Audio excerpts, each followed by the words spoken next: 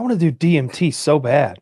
I really want a DMT vape so that I can go deep and see the machine elves. I want that experience so much. I want to completely disassociate.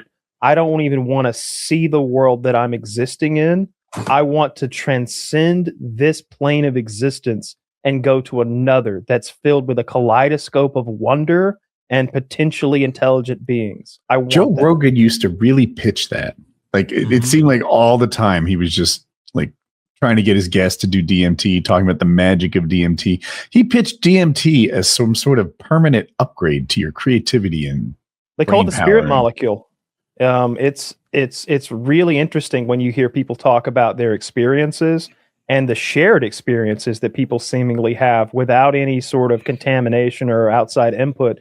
A lot of people see machine elves, and everybody seems to think that these little elf-like machine elf people, like they're there to comfort you and they're welcoming to you and they're trying to like, they're your friend.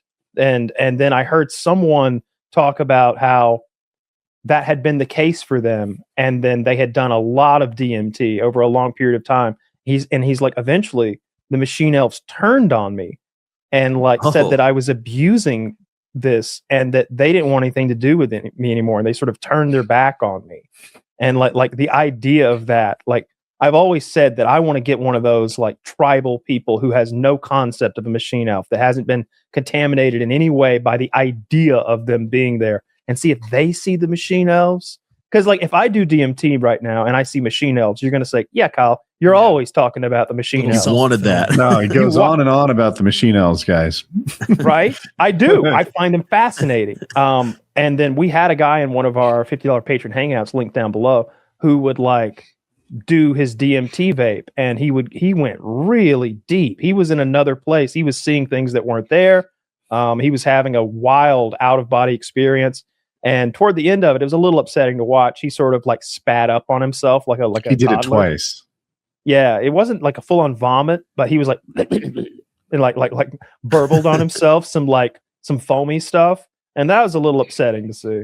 But I still am like, I want that bad. I want to do that. Yeah, I like the idea because didn't make it seem less fun. I just spit it up. Just get it over. I'm okay if I vomit. I just in the cartoons they would make, the cartoon character would like fall into a barrel of beer and they'd come out seeing literally pink elephants and they'd be floating around. It's like, then I drank a beer, none of that shit happened. And then I did mushrooms and none of that shit happened, and smoked weed, none of that shit happened. But I did acid and I saw some stuff that wasn't there. I saw reality was being augmented. I was seeing things, do things that weren't real. Things were wiggling, pulsating, breathing. Colors were like, it was like you were changing the color settings on a TV with like a knob back and forth sometimes with the way the saturation would increase in the center of a round object and then pulse out to the outside of it. And everything was sort of, again, wiggling, trembling, vibrating. And it applied to, you just wanted to find more beautiful things to look at, to watch them do that.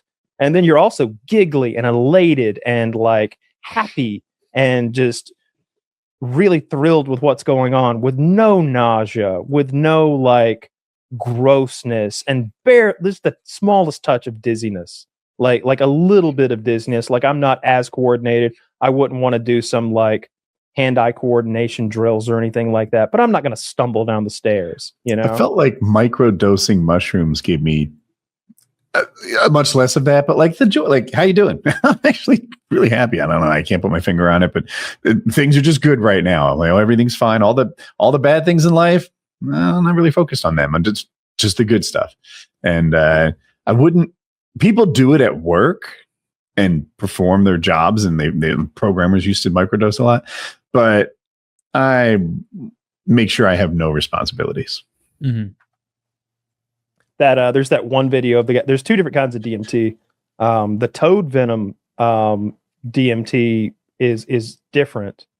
Sounds scary.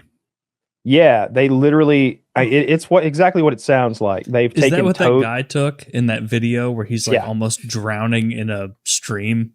Yes, and someone has to pull him out. I was looking for that exact video. Like Jeez. he's rolling around in a very, very shallow creek, and he's sort of hugging himself. And I think he's saying over and over, like, I love you, or something like that. Like he's nothing but joy in that moment. Like he's lost control of his body and his surroundings, and he's just pure joy in that moment on that toad venom. And on one hand, that looks sketchy. I don't know if I want to be rolling around in a creek. Like that might not have been. We talk about what do you call Woody, like setting and set and setting, mindset and setting, and the place. That's it. Yeah, talk about set and setting. Like that's not the setting for me in a like creek outside somewhere. Like I probably want to be on a couch somewhere watching some goofy shit on TV, or maybe somewhere outside but not in a creek. That's the thing with me. Like I hear people tell their drug stories, and I'm like, I'm no drug expert, but I am like maybe a responsibility expert. And it's like, why didn't you get your shit together first? Why did you do this in a weird place that you're not used to, where you maybe have to do things right, where you have to get home? You know, like you just made so many bad decisions before you made the bad decision. Yep. I've done that. Yep. I don't do that anymore. I wouldn't do that now. The trend that I've had viewers sending me, and I actually bought a couple boxes of this stuff the other week, is like a lot of these brands are now trying to market ketamine alternatives. So there was one called I don't remember what it was. I'd have to pull up the like receipt of what I bought. It was like K mints, and it's a mint that comes in a box. It was 4 pills per box, and what it claims to have in it is like this root of a certain Chinese plant, and it's like this Chinese traditional medicine that they've been using for thousands of years, apparently. But like no one that I've spoken to actually believes that's the only ingredient. But like I got the box of it, and my podcast producer, he's like a total fiend for this kind of shit. He's like, dude, I'll take one right now. And like he was pretty lit in the chair while we were filming, you know. So it does something to you. But I don't like. I don't know. Where do you get those? Where do you get smoke those? shop? Literally just at the smoke shop. What's it called? It's they're called K-mints. Yes. All right, I'm gonna get some K-mints. I'm down for that. Go for it. Yeah, let us know. Yeah, it'd be easier for the smoke shop people to talk me into those things if all of them didn't look like the least reputable people on earth. Yeah, like their arms look like middle school desks. It's just 4 Asmongold's working there. It's just four Asmongold's with a bunch of tattoos. I don't even think he has those. This drove the roaches right out of my house, dude. You don't even know. Yeah, I'm not letting Asmongold make health claims for me. Or then you'll see, like, I remember going into, before weed was legal in Missouri, I would go into the smoke shops and buy Delta 8. And I didn't know what Kratom was, but they had giant jars behind the counter. And it would be like, no, you know what? I don't think I'm going to take you up on your deal for Beijing butt fuck. Like, that's not something I'm interested in. No, thank you. Tell me more. It looks like, apparently it just makes a disgusting tea. And then you drink this disgusting tea. Kind of guy. And it's like, I guess, a much weaker opiate than doing pills. So is ketamine addictive? I guess it is. Yes. Isn't that what Matthew Perry died from? Do I have the Friends actor's name right? He was just a yeah, you got it all right. Yeah, he died from ketamine. Yeah. Oh, he died from drowning, but I think he was addicted to ketamine. Who's to say if he was addicted? But he'd had lifelong alcohol and addiction issues anyway. Like I think people who have that to begin with give some decent drugs a bad name. It's like, man, dude, it's like a guy who can't swim jumping in the pool, and you blame the pool.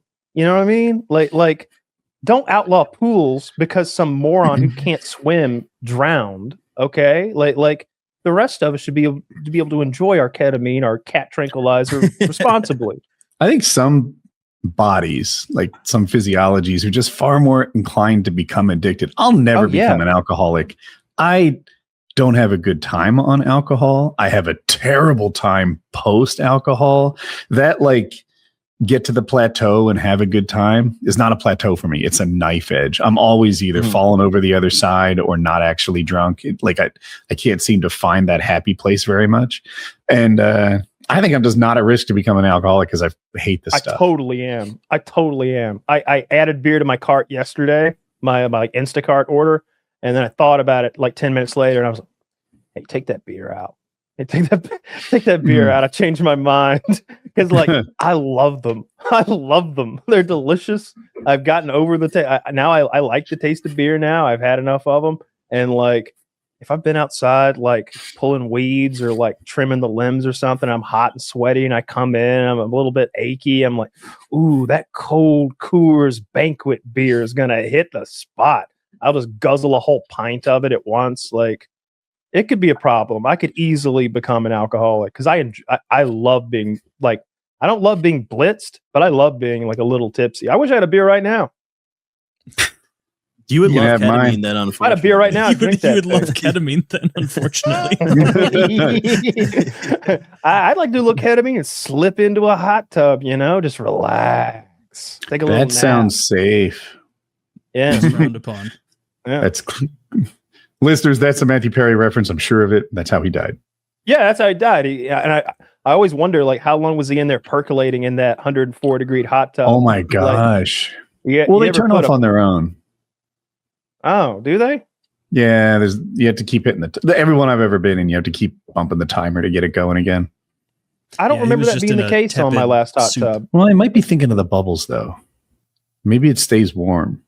My last one just went. You turn that thing on, and I remember like one winter it snowed, and I went outside. I had my laptop sitting there. I had my big thing of iced tea sitting there, and I was just on the internet, like sitting in there percolating with the snow all around me out there for like 3 or 4 hours. I don't remember having to hit the button. That's how Canada should do their like healthcare death. Because you hear about the people being the I'm euthanasia. sad and I want to kill myself, and they're like, all right, get in this horrifying chamber. And it's like, no, they should just overload you on ketamine and put you in a hot tub. That's probably a much better way to go. And then in 6 to 8 hours, you'll be tender. Mm-hmm. Yeah.